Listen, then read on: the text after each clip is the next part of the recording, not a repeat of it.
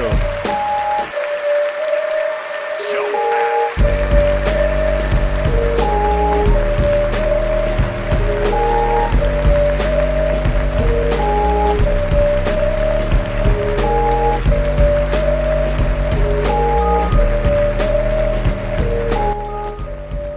What is up, everybody? My name is James D. Fiore, and this is Blackballed. It has been a couple weeks since I have done a show, and I am so happy to return doing a show that speaks to my actual loins, and I mean that literally. It's Rapper Day on Blackballed. I was talking, and I'm not trying to name drop here, but it's relevant to what we are going to experience tonight. I was talking to the DOC on the phone about a week ago, and what we realized when I was speaking to him was that hip-hop culture is so interesting that the parallels that you can draw from people who embrace the culture, whether they are in a ghetto in America or in a suburb in Canada, is that at the beginning, it was really difficult to digest hip-hop music. For my personal experience, and I'm pretty sure my guest today will have similar experiences.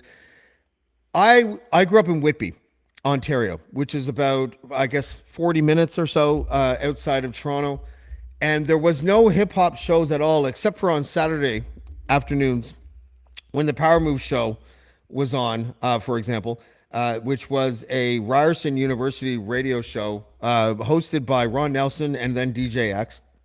And in order for me to consume hip-hop music as like a 13, 14-year-old kid, I had to take my radio outside into my backyard, pull up the antenna the entire way, stick tinfoil on the antenna, and then finagle it until I finally got a signal that I could deal with in order to listen to hip-hop music, because it just was not a staple among radio stations back in the day.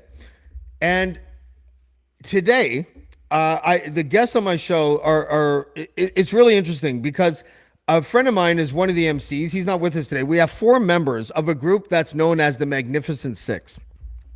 And one of the reasons why I think this is such a cool concept that they've embarked on is multifaceted. One reason is because if you are a hip hop historian, like I like to pride myself as being, back in the day, even before I started listening to hip hop music, there was a certain vibe that sort of started to establish the culture. And it was these groups that used to battle each other in like the Bronx and in Brooklyn. And they were known as the Treacherous Three and the Furious Five and things like that. And they were crews. And they would be in an ensemble of hip hop MCs and dancers and a DJ. And they would basically rock parties. And they would, intrigue hip hop fans, and provided kind of the underpinnings of what would eventually become an established and cemented vibe among crews and that made up hip hop culture. And this, I feel, and I could be wrong about this, but I'll ask the gentleman when I bring him on.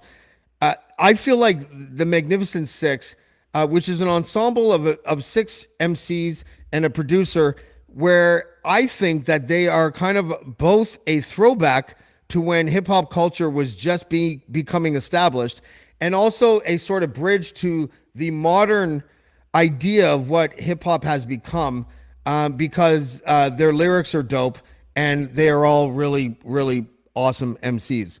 So if you would please, welcome to the show. And I'm going to try to get all these names right because there's so many of them. Please welcome Illtone, Shark, and Age to the show. Gentlemen, we're trying to get Skits on, but he lives in a basement and we don't know if his if his technology is going to work. But welcome to the show, guys. Thank you for having us. No problem at all. Thanks. I'm really kind of proud of you guys as a Canadian hip hop connoisseur and a consumer of hip hop music because of what I just mentioned.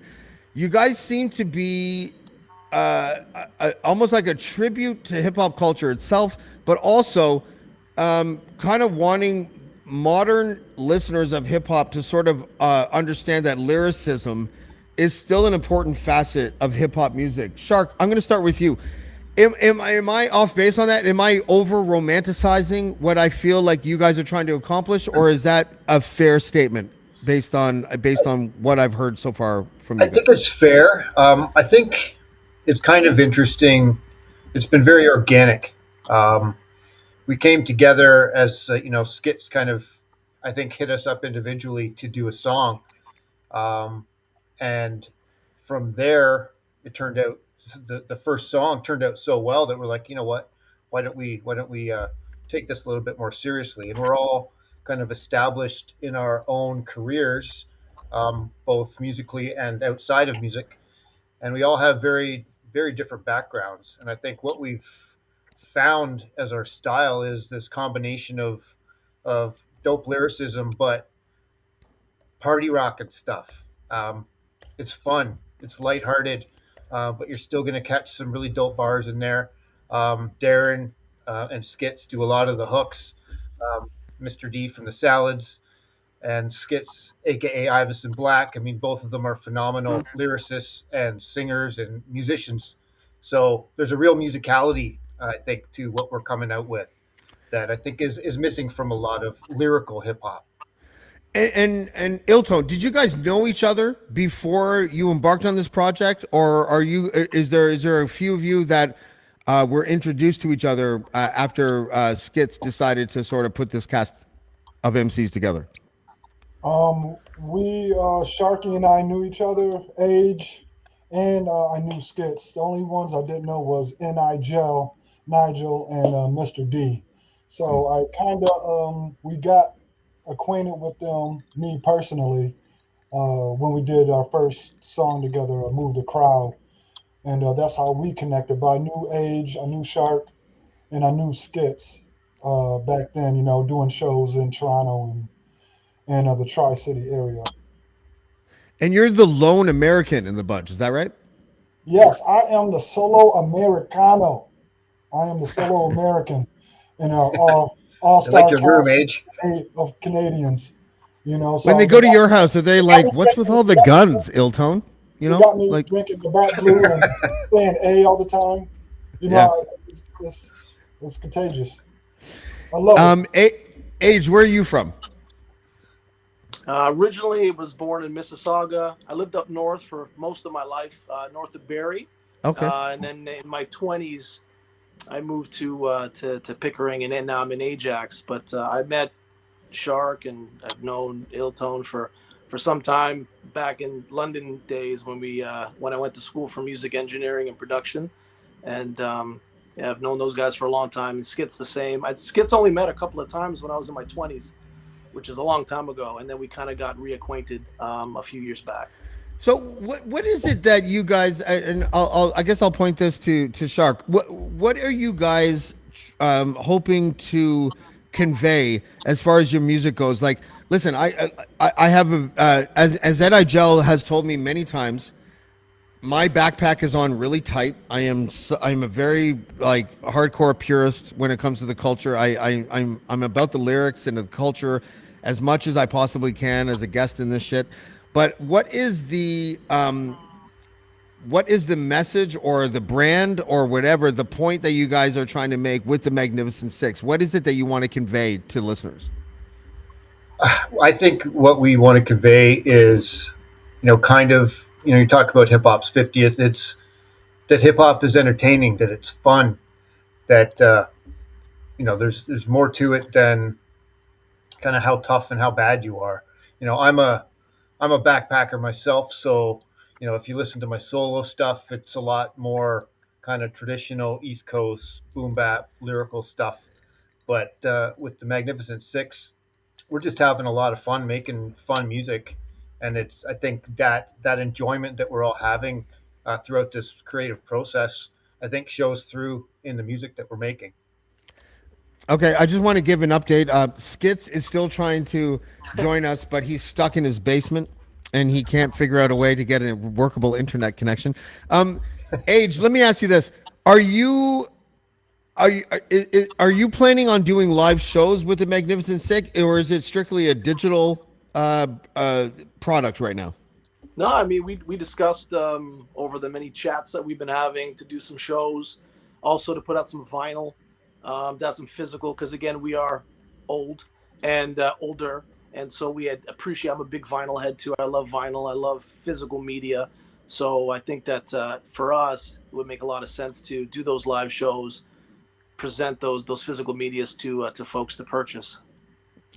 And Iltone, what is it? Actually, this is what I want to ask you. As the lone American in the crew, what is the main difference? Do you think, if any, is there a big difference between American audiences and Canadian audiences when it comes to the style that the Magnificent Six is trying to portray?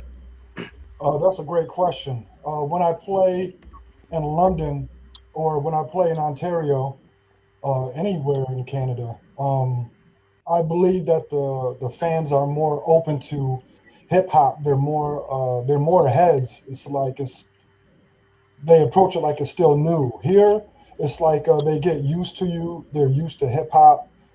They're not so much. I guess they're not as much of a head. You know, they are, but they aren't. But it seems like the welcoming is better in Ontario. You know.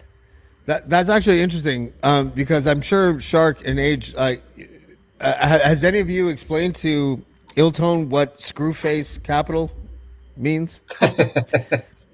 One of you go ahead Tor- if you haven't yet. Toronto's its own beast. Toronto's its own beast. Yeah, Toronto is one of those places, and I've seen it as a person in the crowd and as a performer. I used to do shows back in the early 2000s or whatever as a rapper, but there was a even if there was like a really dope lyricist on stage, you get a lot of this. Right, just like, and I couldn't tell back in the day, and I still don't really know. It's kind of a mystery to me. Maybe Shark or Age, you can kind of chime in on this. It felt like we were kind of hip hop, not purists, but snobs up in Toronto. Like Yeah. you really literally needed to like move the earth in order to get a reaction out of crowds. If you were somebody who wasn't a household name, did you guys have that same experience, kind of up and coming when you were starting out? There's definitely a bar Yeah. in Toronto, and if you don't get above that bar, wherever the crowd has set it, it's always interesting as a performer because you're trying to work in crowd participation. And whenever I do a show in Toronto, it's like I don't want to put in too much call and response because there might be crickets, Yeah, depending depending on how the vibe is that's going. right. So I don't want too much of that in my set, just in case it's not my best performance. That's right.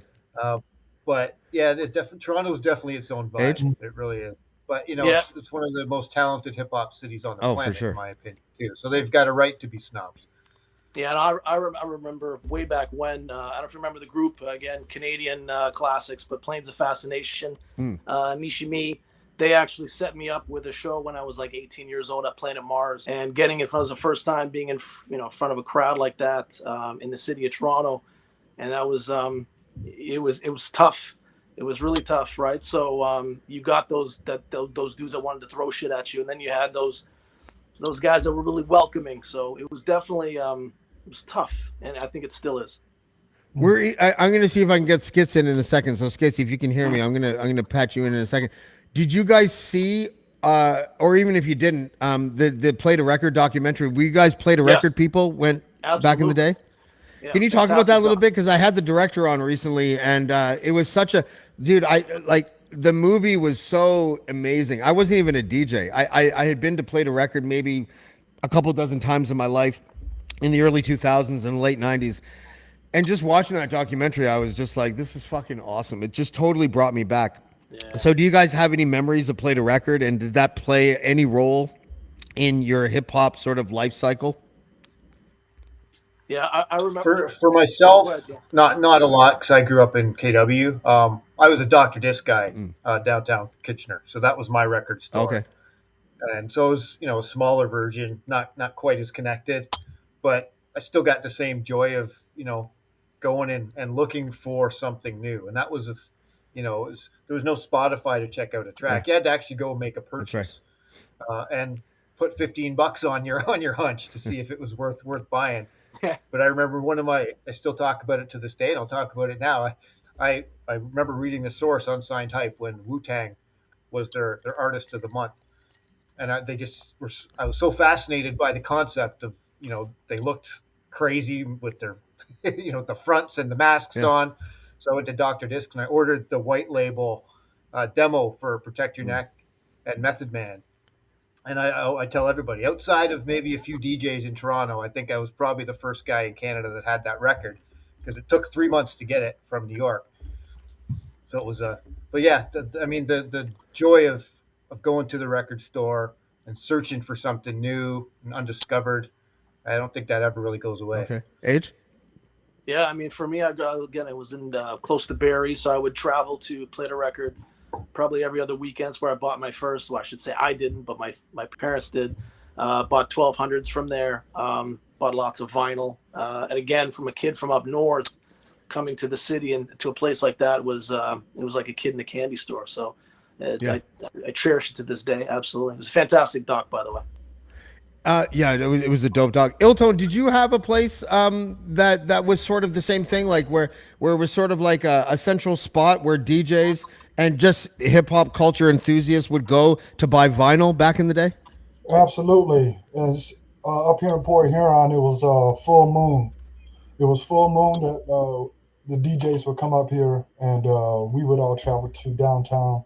Plus, a lot in Detroit, So yeah, Merry Melodies was a big spot, and you had a couple other ones I was trying to come to mind while everybody else was talking. But Detroit is a large vinyl collector because it's also the home of techno. So the DJs and the wax was prevalent up there as well. Is it Carl Cox, the famous guy that's from Detroit? Frank? Yes, Yeah. yes, techno. Yeah. Yeah. I threw raves back in the day, and I was kind of thrown into the scene. I randomly met this dude and became his roommate, and his existing roommate at the time, was like one of the biggest rave promoters in Toronto.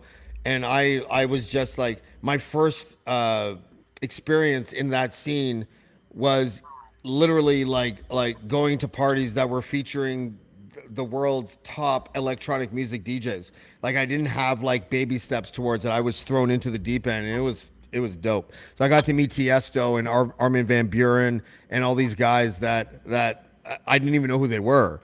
And I was kind of giving a crash course on that. But Carl Cox is one of them. I did ecstasy with Carl Cox one time. I Nice, just want to say, nice. yeah. Yeah, no, the techno scene is crazy up here. It's insane. It really is. Sketch is looking like he's still having. Here, I just want to put this on because I think it's funny. Hold on. I can't even put it on. It says no video feed. I don't know what to do with that. Okay, I'm gonna play your single that just came out today. It's called Stardust. I'm gonna play the whole track, and then I'll come back when it's over. Maybe Skits will get his shit together by the. It's always the guys that is It's always the producers that can't get their tech shit together. By the way, I just want to let you guys know that. But this is the Magnificent Six, and the track is called Stardust. Do you guys have anything? Is there any background to this track, or was it just like an ensemble track that you guys that Skits produced? I was told by NIGEL that you guys all do your recordings independently, like from your own homes, and then kind of like patch it together. And I think the sound, I think that kind of creates a really neat compartmentalized sound that gels well together. Are you guys happy with the way that is, or would you guys prefer to be in the same studio together? Age?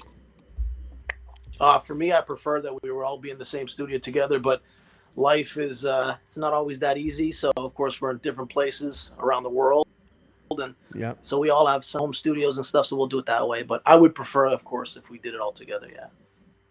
Okay. Well, this is Stardust by the Magnificent Six, and we'll see you on the flip side. One sec. Together we can be.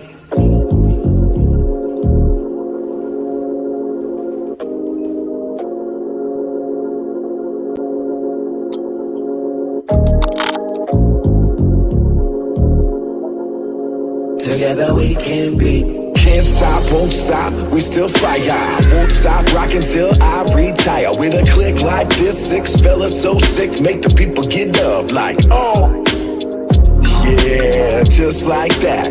Lyrics by the plenty and the beats are fat. If you're feeling what we're dealing, put your hands in the air. Get up and rock it like you got it and you just I got don't the care. vertebrae. I'm back fly as ever. I'll leave the conversation there. That guy was clever. Forever on that big old bull like a moose. Size of jacket I wear, killed 1,000 goose. I was raised different. Took the elevator while I floated. A mountain of a man, that's why I'm goaded. When you see the symbol, know the game is getting saved. I like to keep it simple while I'm racing through the maze. Together we can be tied. So dangerous. Thanks for lending an ear.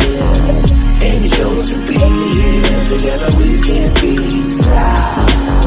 So dangerous. Thanks for lending an ear. And you chose to be here. Next on the docket, age ready to rock it. Moonwalk, space talk, extraterrestrial cosmic. We're here, so steer clear, bring that funk to your ears. Surround or all around, true sound that got 'em here. Let me volunteer my sentiments, it goes better when 6 men light 'em up like butane or adrenaline. No vitamin, the vitamin, and set 'em on their way. Hold up, so much more to say.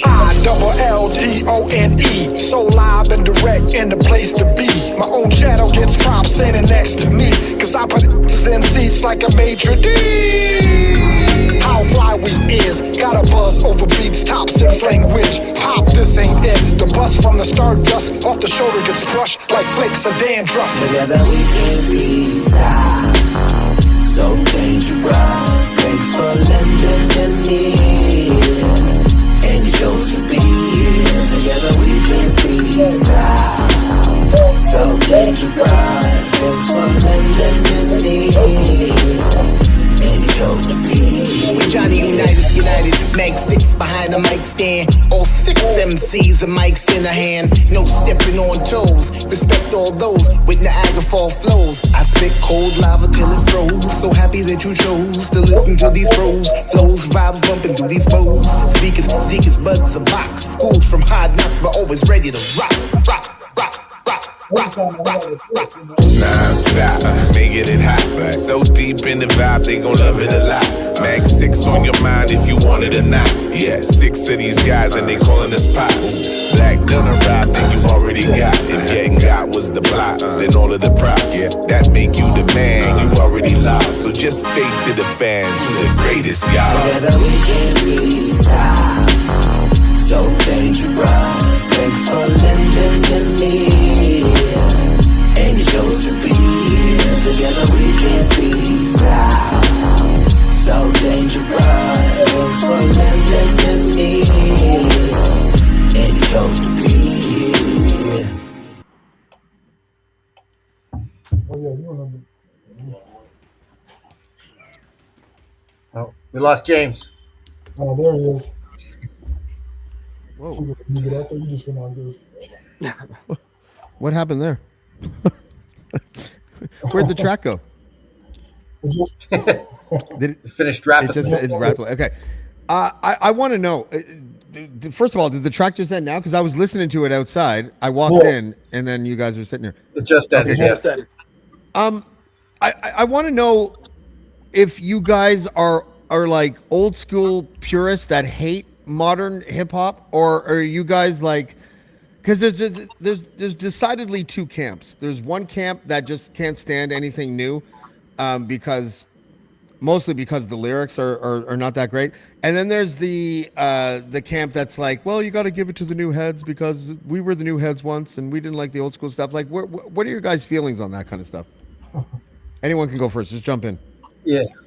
I mean, I seem to always talk first, so I'll go first again. I'm of the camp that I only have so much time in my life to listen to music.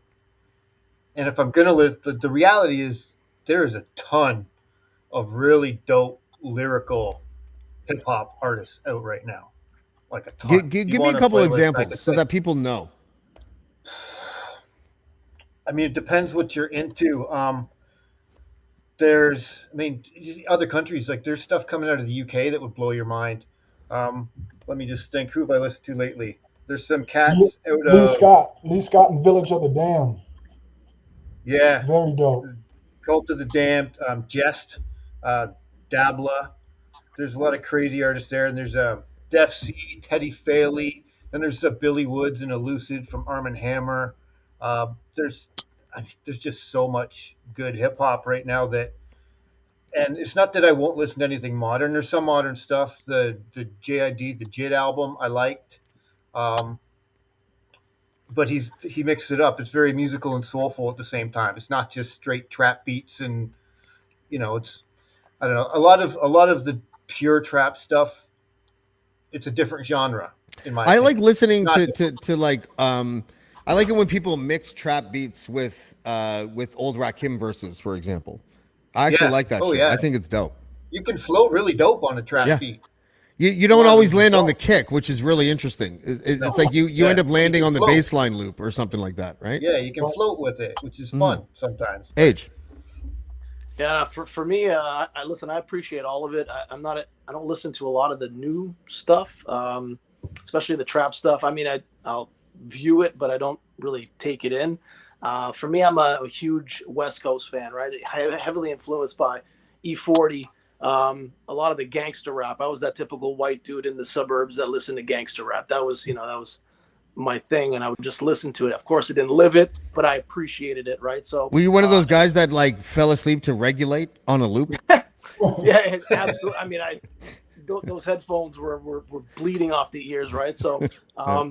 but then Jedi Mind Tricks, Prof. There's so much great material that's out, and as Shark alluded to, it's tough to listen to all of it, but yeah, I appreciate all of it as much as I can. It's really neat because and Iltone, I'll ask you the same question, but I just want to say that I interviewed Sage Francis, I guess like a month ago, and he sounds like you guys. Like there's such an appreciation among some of us old heads, I guess you would call us or whatever, about how their lives were transformed and their art itself, like the way that they approach the music themselves, were highly influenced by the lyrical content, and they became so what would you call it, like they wanted to remain so faithful to the lyrics that it made them sort of go in a different direction, but they were open enough to be able to at least be appreciative of the new shit. And listen, I'm one of those guys. I hate mumble rap. I don't like little Uzi, and I just don't like that shit. Right? Like it doesn't speak to me. Because even the hip hop that I didn't like back in the day, if I knew that the lyrics were dope, then I would just say, oh, it's not my cup of tea, but the lyrics are dope. But sometimes the lyrics aren't dope.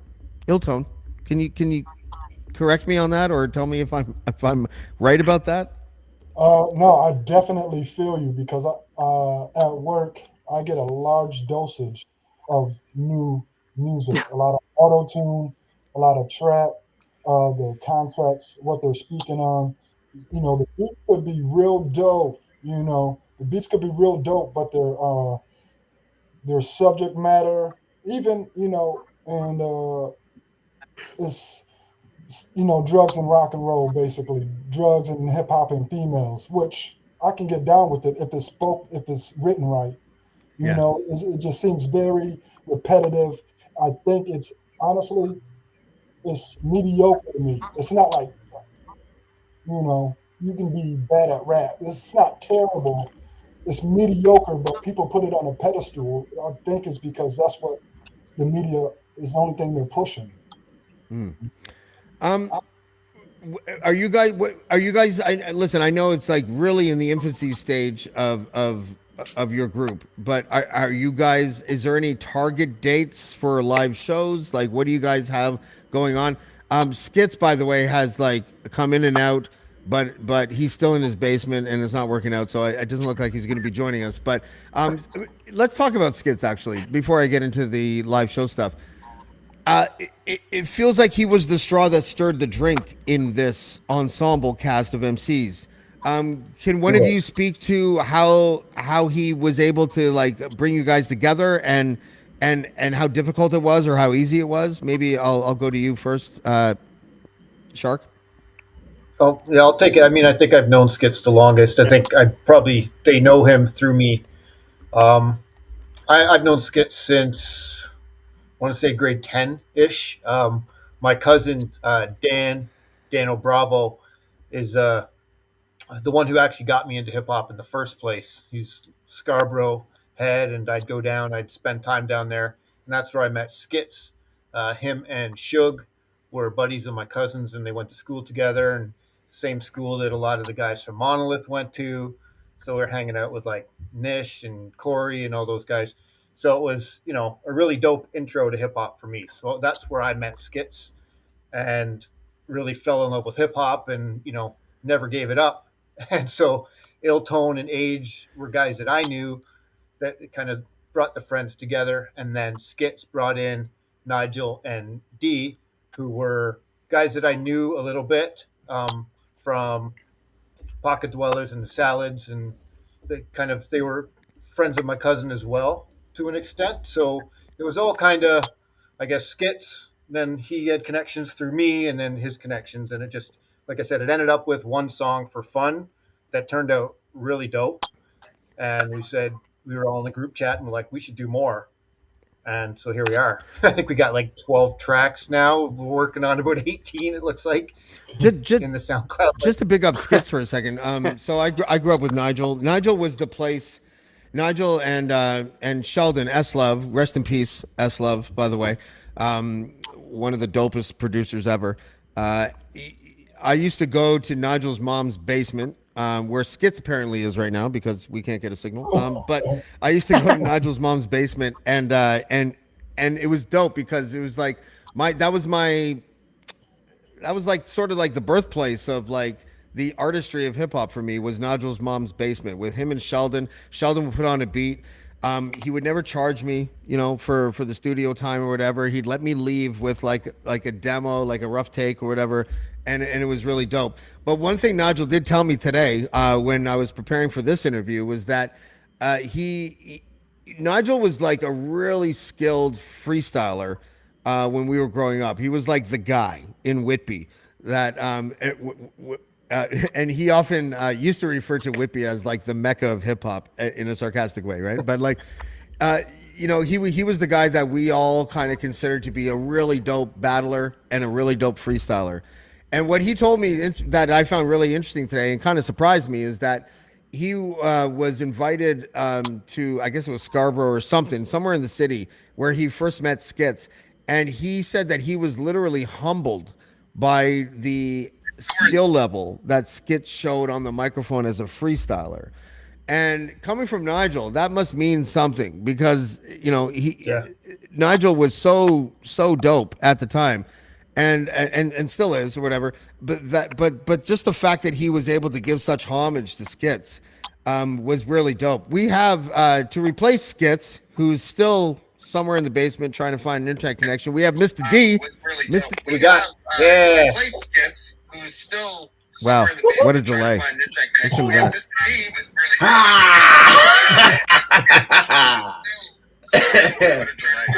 What's up, Dave? Oh, shit. What's up, buddy? Woo! Yeah. That's crazy. How you doing? Darren, what's going on, buddy? How are you? I'm good. What's going on, James? How are you, man? I'm doing good, man. So listen, thank you for taking away that delay. I have no idea what that. It must have been the mic. Yeah. I was watching you guys, and I forgot to turn that part off. Oh, that's okay, buddy. Listen, I've been talking to your bandmates here. Give me your take on this whole thing. I led off this podcast by talking about how I'm of two minds of your band. One is that just being called the Magnificent Six harkens back to like the Furious Five, Treacherous Three, and like a homage to like the underpinnings of hip hop culture itself. But you have all these dope lyricists that sort of put a modern spin to it. Give me your kind of take on what this group means and what you're trying to give to the listeners. Well, like the guy said, the group came together really organically. So that in itself just kind of makes it just everything that we're producing just sounds honest. And it's real, and it's coming, and we're all such different individuals. It's bringing a lot of different things to the table. I'm really excited about it all. It's so much fun, and I can't wait for all these tunes to just slowly be released. Who's talking about Dave Zimba? Yeah. Are you guys like willing to like, or have you ever? And this is just a throwaway question. Have you ever, or are you willing to like battle each other, or is it more like a cipher vibe if you all get together? Anyway. I'm thinking it's a cipher vibe. This is cipher I don't want to vibe. make enemies. Tone and I have had some fun battles, friendly battles over the Yeah, years, but yeah. never. It's all Still just, sharp and steel, though. in the heat of the cipher. Yeah. Wait, hold on. Maybe I should ask this. How many of you were actual battle rappers back in the day? Not me. Yeah. Not me. Not formally. I did it before it was like an organized sport. Yeah. Yeah. Can I ask you? Let me ask you this. And this is another one of those things where Nigel would tell me my backpack is on real tight, but I think he actually agrees with me on this. I don't know what happened, but it really pisses me off that the definition of the word freestyle went from off the dome, off the top of your head in the moment, to, oh, it's just a rhyme that no one's ever heard before. I find that second definition to be a completely bastardized version of what freestyle means. And can I just go around the horn? Iltone, starting with you. What is your definition of a true freestyle? Freestyles off the top of the head. I don't know where the written rhyme came in at. Because I think even Curtis Blow said something about even a freestyle was written back then that nobody heard before. But to me, freestyle's spontaneous off the top of the head right now, like improv, like you're doing an improv. Yeah. You do an improv series, they give them a topic, they got to act it out right there in the spot. It's Shark? freestyle. Yeah, I think to me, I mean, I know there's some like, well-respected kind of legendary heads that will say, no, freestyle is just a verse that doesn't have a topic. Can I just say, let me interject for a second. if I stand on the Respectfully to stage- those legendary heads, fuck you. Shark, go ahead. Yeah, if I stand on the stage and say I'm going to kick a freestyle, everybody in the crowd thinks I'm coming off the top. Right. That's the accepted definition. Nobody thinks, oh, he's just going to kick a random verse. They think I'm coming off the top, right? So Age? I think it was kind of popularized by guys that can't actually freestyle. Thank you. Yeah. And wanted to put freestyle in their video and have people confused and thinking they were off the top. Thank you. Go ahead, Age. Yeah, let's be honest. Not everyone's going to be a super nat when it comes to freestyling, right? So I think that for entertainment purposes, this is why you come in, you have pre-writtens where you're going to battle each other, and it's all for entertainment at the end of the day. But I agree, freestyling only is off the top. Darren? Yep, 100%. The guy said it already. That's it. The freestyling is off the top of the head. You can't be doing writtens. I would like to thank all four of you for the circle jerk because honestly, like, because seriously, there's nothing that pisses me off more than when I see a YouTube video and it's like, I listen, I might interview these guys in the future, so I won't mention any names, but you'll see someone like post something like, check out this such and such freestyle. And it's like, that's a verse I heard off their album 2 albums ago. This is not a freestyle. And I don't understand why we can't just like come to listen. I respect the craft of freestyling so much. Like it is a ridiculously complex and talented gift that some people have to come up with shit off the top of their head, right off the dome, that to bastardize that definition by saying that you can like, if you drop a verse that no one's ever heard before, it's a freestyle. You know where that comes from? That comes from the MCs that were out of their depth, that had a written verse that no one ever heard before, that they thought they could get away with during the fucking party where everyone was supposedly freestyling, and they dropped it, and everyone was like really impressed. I think it's a fucking fraud. I think it's a scam. It's a con. Like where did it come from? This is why I'm such an old head. I don't understand. Like I need. You're not alone. I got in an argument with a pretty popular battle rapper, Soulcon, on one of his freestyle video. He put a video up and it said freestyle, and then I'm like, that's not a freestyle. He's like, well, yeah, we got into this semantics nonsense about what freestyling is. I'm like, everybody that clicks that link thinks you're coming off the top. Yeah. So we're using semantics to try to pull one over on people. Listen, I won a couple freestyle battles on the 88.1 show, the Power Move show. I beat Black Cat and some other person, and I had a a prime of my freestyle career that started and ended when I was like 17, 18, because I didn't do it every day. And I knew that if you didn't flex that muscle, that you weren't going to be that good. And so I never ever claimed that. Like I like ciphering. I like dropping verses that people are like, wow, those are dope lyrics. But I would never try to fucking front like it was a freestyle. Like that's sacred shit. Like you can't fuck around with the sacred freestyle. Like why am I so passionate about this? I'm the same. If I'm in a cipher and I don't feel like freestyling, I'll say before I start, I'm going to kick a verse. I throw the disclaimer out there, so there's no confusion. I'm not trying to pull an over. My favorite game used to be calling out rappers, where I would be like, that pattern that you just used, that rhyme scheme, I can tell that's not a freestyle because your eyes weren't darting looking for the words or anything. Like, fuck you. Like that. Like, I used to get so angry at these people. You know, like you got to keep. We have to keep. That's part of the culture. That's like an underpinning of the culture itself that you got to keep pure. And tell me if I'm acting a little psycho about this, guys. But like, keep them in chat, bro. Respect the passion. Listen, the Magnificent Six. I am so listen. I'm gonna keep an eye out for you guys. Nigel's gonna keep me apprised of all the shit that you guys do. I am super proud of you guys. I'm happy that this type of shit is happening in Canada because I think it's good for the culture. And I want to really thank you for your time, and I appreciate you coming on Blackballed tonight. Thank you very much, guys. I appreciate it. Thanks for Our having us, pleasure. man. Our pleasure, Thanks. Dana. All right, Thanks for having us. we'll talk soon, buddy. Thank you, guys. Thank you, guys. Okay, Magnificent Six. Listen, I really want you guys to make sure that you tune into Blackballed. I am going to make sure that I keep you apprised of everything that the Magnificent Six does. I'm really proud of those guys. Again, you know, as a purist, I really appreciate it when people come at this game in a way that is emotionally and skillfully pure. It makes me feel like like there's a good counter to all the mumble rap bullshit that we see today. And I appreciate the guys for joining us. In about 12 minutes, Casual Friday is going to begin. And we'll see you then on Blackballed. Thanks, everybody. Blackballed. Blackballed. Blackballed. Blackballed. Blackballed.